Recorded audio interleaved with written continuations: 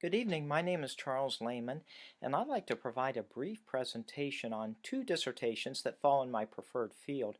As a soldier serving in the United States Army, I am interested in how soldiers in American history have coped with the adversities of war.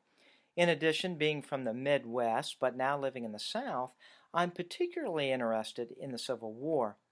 The first dissertation that I'd like to discuss is a 2017 paper titled War on the Mind, Trauma and Coping Among Union Soldiers and Veterans by Kathleen Thompson, presented to the faculty at West Virginia University.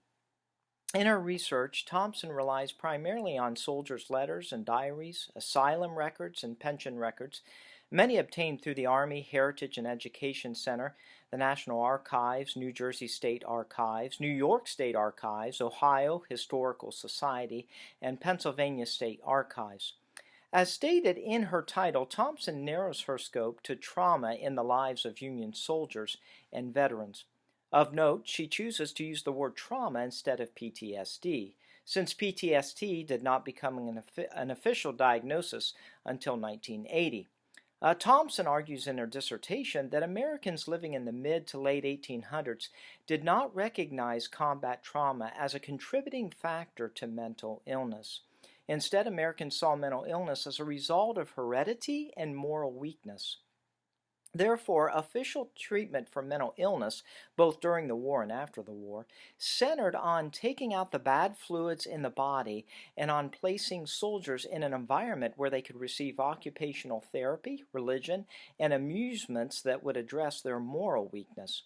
According to Thompson, most soldiers did not receive official treatment because of the constant need for manpower on the front lines. As a result, soldiers developed their own coping mechanisms to deal with trauma. Key to their coping was maintaining contact with family back home and establishing bonds with each other. In addition, many relied on alcohol to cope, even after the war. The second dissertation I'd like to discuss specifically addresses the use of alcohol in combat by both Confederate and Union soldiers and the response of the temperance reformers. In Megan Bever's 2014 dissertation, presented at the University of Alabama, titled War is a Terrible Enemy to Temperance, Drinking, Self-Control, and the Meaning of Loyalty in the Civil War Era, Bever argues that the use of alcohol was prevalent in both the North and the South. In her research, Bever examines letters, personal accounts, newspapers, periodicals, temperance publications, church reports, sermons, health manuals, and government documents, relying on the Filson Historical Society, Virginia Historical Society, State Historical Society of Iowa, Wisconsin Historical Society, Museum of the Confederacy, and Mississippi Department of Archives and History.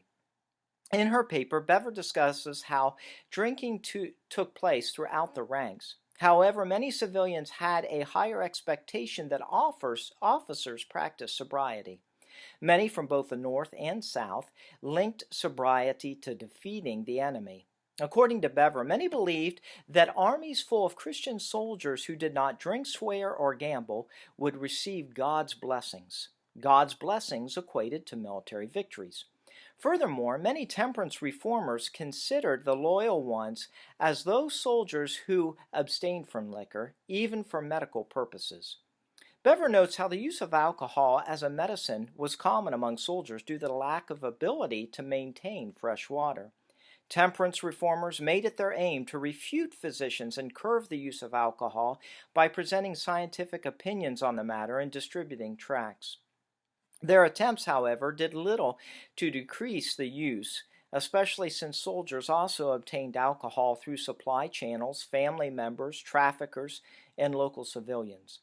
At the conclusion of the war, Bever points out how many veterans had difficulty adjusting to life as citizens due to alcohol dependency.